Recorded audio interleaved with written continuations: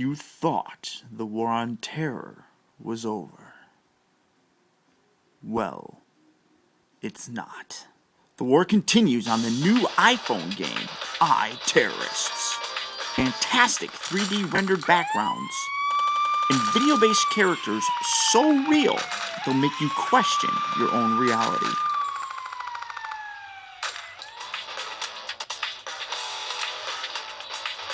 Play it on hard, or simply try and survive. Just don't shoot the hostages, and try your hardest not to die.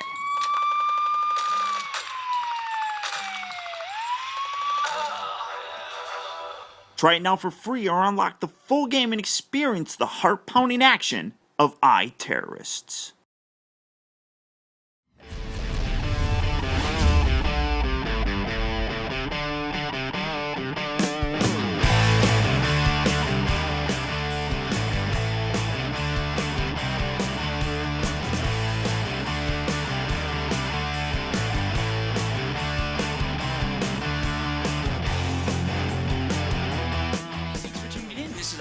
Coming at you with another video review. And today we're going to be taking a look at the new Transformers Dark of the Moon Deluxe class, Thundercracker. Now, much like every other Thundercracker that's been known to exist, this guy is just a repaint of the Deluxe class Dark of the Moon Starscream figure, but a very nice repaint nonetheless. It really kind of looks like they're using the same blue color that they use with the Generations Thundercracker, and that just absolutely looks fantastic. I love that coloring on here. Now, one notable difference, you can kind of see that he has his little sword thing back in there, but unlike Starscream, he doesn't come with two of those little sword gimmicks. The other weapon that he comes with is this really nice chainsaw, which we initially saw with the Roadbuster figure. Just an absolute gorgeous paint. I really love the G1 color on here. You got the nice blue, you got the silver, in addition to the red on the wings and everything. Just absolutely gorgeous looking figure. One thing that I do find kind of interesting, and I really honestly just noticed this, but these Dark of the Moon figures, the packaging have like craters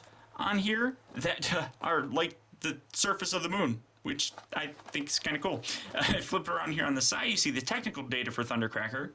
On the back, you see the F-22 Raptor mode. His blaster converts to an assault saw, and a really nice picture of Thundercracker here in his robot mode. His read-up there says, Starscream thinks highly of Thundercracker. He tries to instill the least experienced Transformer with attack strategies and weapons information for the day when he finally usurps the throne from Megatron. Thundercracker is a quick learner and a serious threat to any Autobot that dare engage him in battle. I really like this. I really like the general figure. I really thought that the Starscream figure was actually really, really nice. So I'm really excited to get the Thundercracker figure. So let's get this guy open and see how cool he actually is. Okay guys, so here we have Thundercracker opened up and out of its packaging. And I gotta say, when you get this guy out of its box, just something about it, at least for me, really impresses me about the look of this figure. As I mentioned, very nice coloring on here. One of the inherent problems, and it could be a little bit of a deception how his paint job looks, but one of the general problems with a lot of these Dark of the Moon figures are the paint apps. Typically speaking, they kind of suck.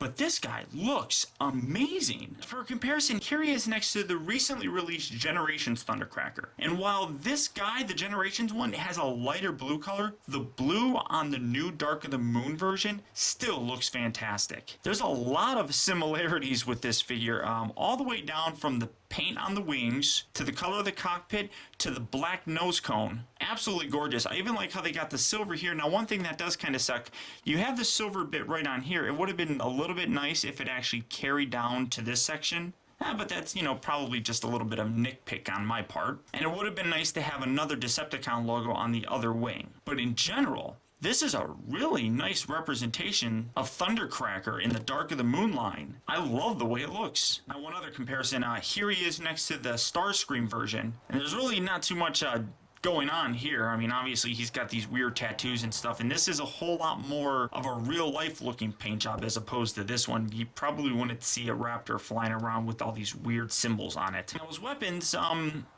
showing these off here, as I said, he does come with the same weapon that Starscream came with. Here's Thundercrackers, here's Starscreams, and really it's just a matter of personal preference which one you like more. The drab kind of gray probably would look a little bit better with the Starscream figure if you ask me though. And while this thing here, this is the Mech-Tech weapon for Starscream, the Thundercracker figure doesn't come with this. He actually comes with the chainsaw gun that, as I said, we previously saw with the Roadbuster figure.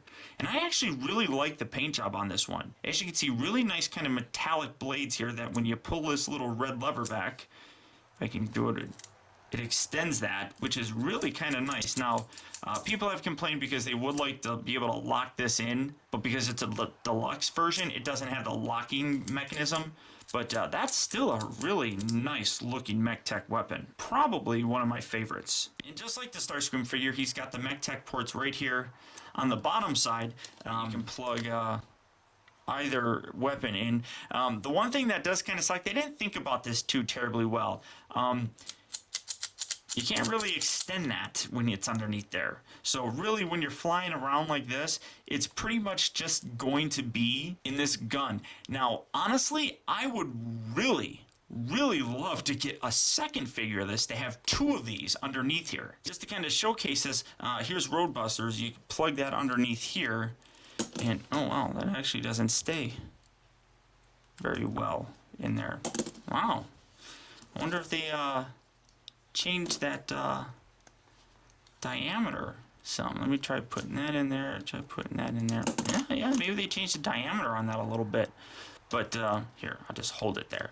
I think that looks pretty cool, just like that. So honestly, I might try to find another one of these figures just to have two of these chainsaw gun things. Now, because I've already shown you guys how to transform this figure, I'm going to try to speed things up a little bit. And through the magic of video editing, we now have Thundercracker in his robot mode. And again, a very nice looking figure. This mold in general is one of my favorites from the Dark of the Moon line. That combined with the really nice coloring on this guy, I really don't even know where to begin talking about how great this guy looks. Really nice coloring, like I said, all the way through. I love the fact that they got a Decepticon logo here right on his shoulder. Absolutely fantastic. Now, I do know people are going to say that I don't have this all the way in. I know that these are supposed to be, you know, more out like that and lift it up more so that you can actually peg that together. But I don't like that openness in the chest, so I keep that separated, slid these out, and then I angle these upward